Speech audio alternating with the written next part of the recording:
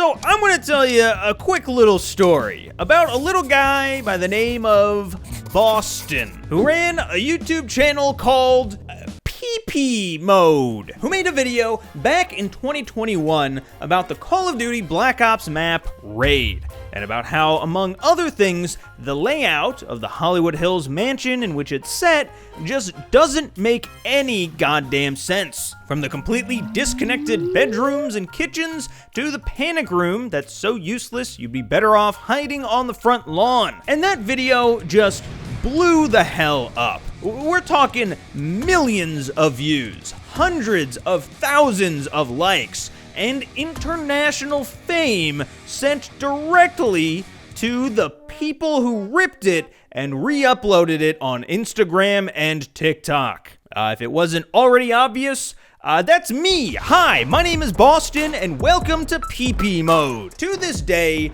an accurate tour of Raid is by far my most wide-reaching video, despite it only having a slightly above average view count on the actual video itself. But even though it's been over 4 years at this point, the video still makes the rounds every few months or so on freebooting accounts across the 7 apps. So clearly, even in today's climate, people are pretty interested in what the hell is going on with possibly the most famous Black Ops series map of all time. That isn't Nuketown, or Firing Range, or maybe Slums, or Summit. Summit would probably be up there too. You know what about WMD? And that got me feeling nostalgic enough to actually load up Raid once again and take another proper look around. And as it turns out, I'm a fucking idiot, because there's actually so much more wrong with Raid as an actual functional house than I even remembered. But before we fully get into it, I do want to take a minute to say thank you to our friends over at Kontrol Freak. And chances are that if you've ever played the map Raid before, you know all about Kontrol Freak, because they have been in business since I was in diapers. I was a little late to the party on that one. And I genuinely have used Kontrol Freaks for a while now. They actually help me a lot with this very type of video here, where I have to get these long sweeping shots in older Call of Duty games where their free cam controls are just all over the place sensitivity wise. So I pop one of these longer sticks on there, and it gives me just a little bit more leverage to really ride that line in between complete dead zone, no movement, and moving so fast that the cameraman breaks his goddamn neck. But they also come in smaller sizes too, right? These ones on my Xbox controller, they're just little grippy boys. Keeps me from sliding on off when I'm hardcore elite gaming. You know how I do. Anyway, you can click my link in the description or use code ReplayModeYT at checkout to get 12% off. That is 1% for every year that I was alive on this earth before I learned how to use the potty, which is a very normal thing to do, okay? Everybody get off my back.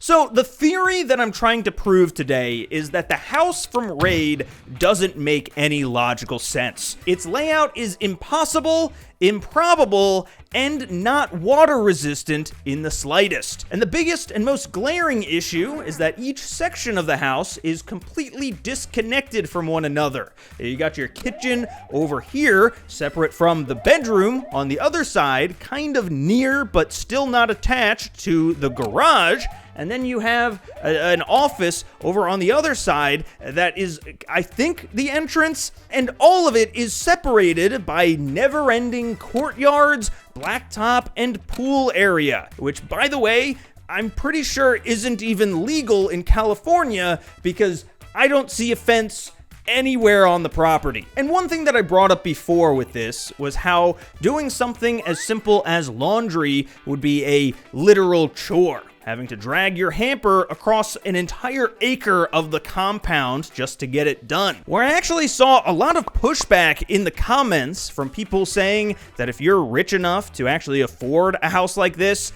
then you probably have maids or butlers that would do the laundry for you. Which, I mean, yeah, I guess. That doesn't change the fact that they still have to make that trek in the fucking rain. That doesn't change anything. Also, I'm just saying, I'm more likely to be the maid or butler here than the billionaire owner, okay?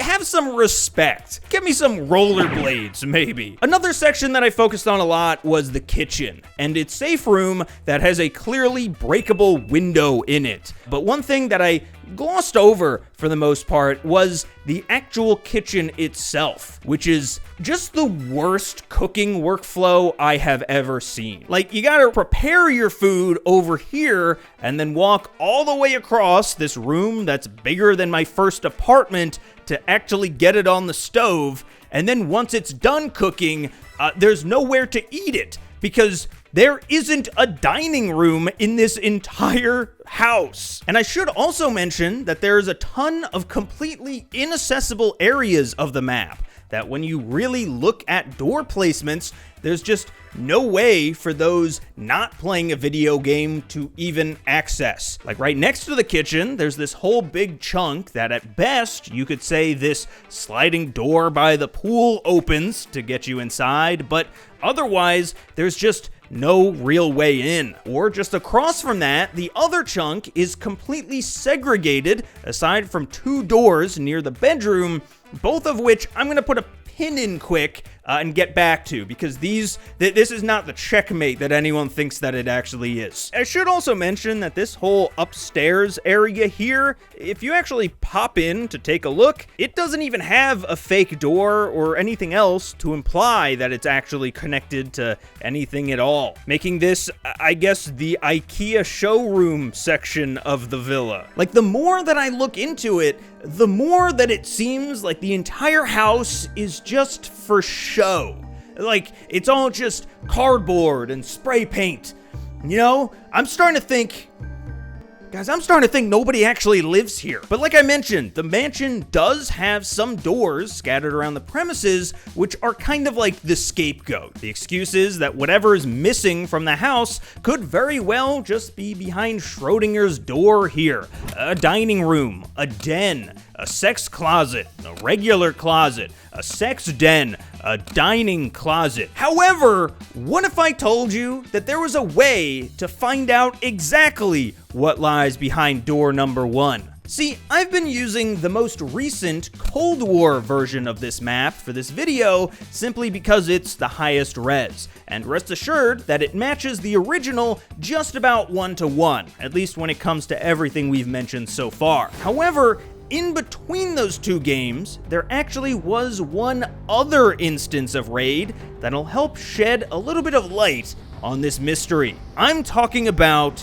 Blackout. Released back in 2018, Blackout was Call of Duty's first answer to the Battle Royale craze, before quickly scribbling it out and putting the correct answer in its place. And the map for Blackout was built around dozens of familiar areas all smashed together, right? You had the old multiplayer map Turbine taking place on the POI Turbine, or the map Firing Range, which you could find over in Firing Range. And then, of course, over in Estates, you could find the iconic mansion itself, Raid, although extended into a larger place called Black Orchard Estates. And so because this map actually expanded the bounds and scale of this mansion, I thought that it was a great place to jump in and start exploring. But unfortunately, it seems like the BO4 devs just weren't interested in answering my very valid questions, because a lot of the doors that were here in multiplayer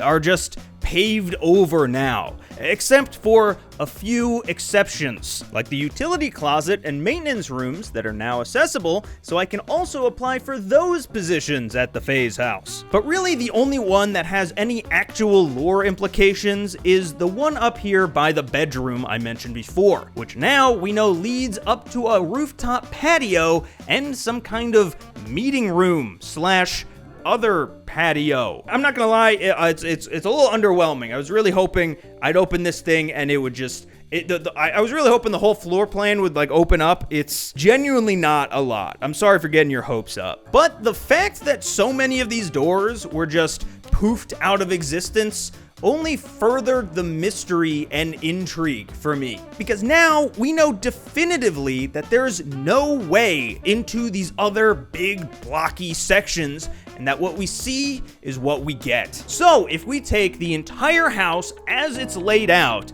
then we have a mansion containing 1 bedroom, 2 rooftop patios, a kitchen, an office, 2 generic living spaces, 2 garages, one of which is accessible, a gym, a safe room, and 2 maintenance areas. I don't know if you noticed anything else that's missing. Yeah, there's no bathrooms. Where am I supposed to pee, Treyarch? The pool? That's gross. We can swim in that now. I mean, at least the LA version of Stronghold that they put across the street has a place to entertain guests, I guess. I mean, still, God forbid that any of them has to take a shit, but hey, at least we're moving in the right direction here. But lo and behold, there actually is still one more version of the map that Call of Duty released back in Black Ops 3. See, this is Empire, a map that borrows the same layout as Raid, but as the game's description tells us, it's reimagined as a Roman villa created by a modern-day eccentric billionaire. So just keep in mind that while this is Roman-themed, it is still a modern home where presumably someone lives. So I wanted to go back in and see how they handled the lack of doors and toilets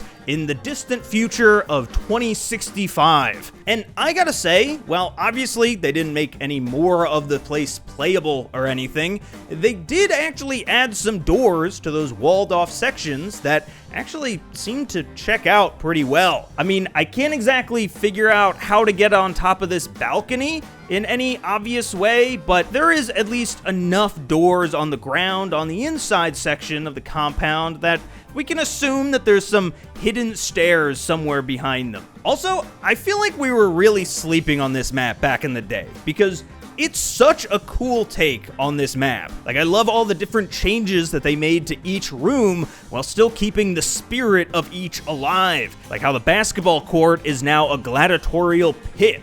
Like, that's so cool to me. I don't know why. Now, one other comment that I see all the time on re-uploads of my video that people have put up as their own is something along the lines of, does it matter? Or it's just a game, bro. Like, who cares? And like, yeah, obviously it doesn't matter, really. I don't want anyone coming out of this video thinking that anything that I'm saying here is like an actual criticism of the game. But it kind of goes hand in hand with environmental storytelling, right? Like how some maps you can kind of see a story being told if you slow down for a minute to smell the gunpowder and anime sweat. And there's just something so fun about that emergent discovery. It makes you feel like you figured something out and almost feel a level of respect for your time and efforts. Like the developer trusted you, the player, to be able to piece things together yourself. There's all kinds of ways that game developers, in a broad sense, communicate with players, but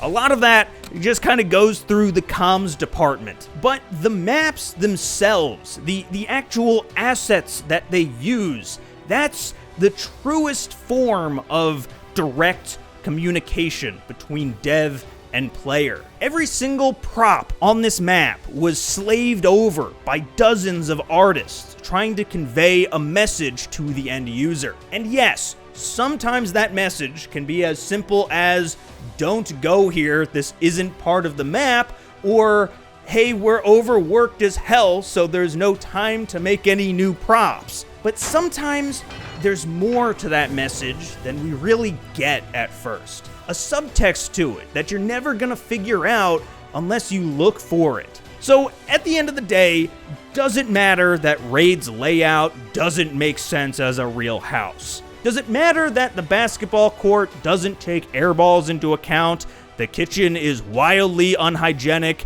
and that the stack of cash in the panic room is likely more than this house is even worth? No. It doesn't matter. And maybe there isn't any subtext here. Maybe the moral of the story is really just that rich people don't like their maids. But that doesn't mean I'm gonna stop looking. Because at the end of the day, who knows what might be lurking behind door number 2. So there you go, Instagram freebooters. Raid doesn't have any bathrooms. Feel free to take this video as well for the next 5 years. Just make sure to credit me next time.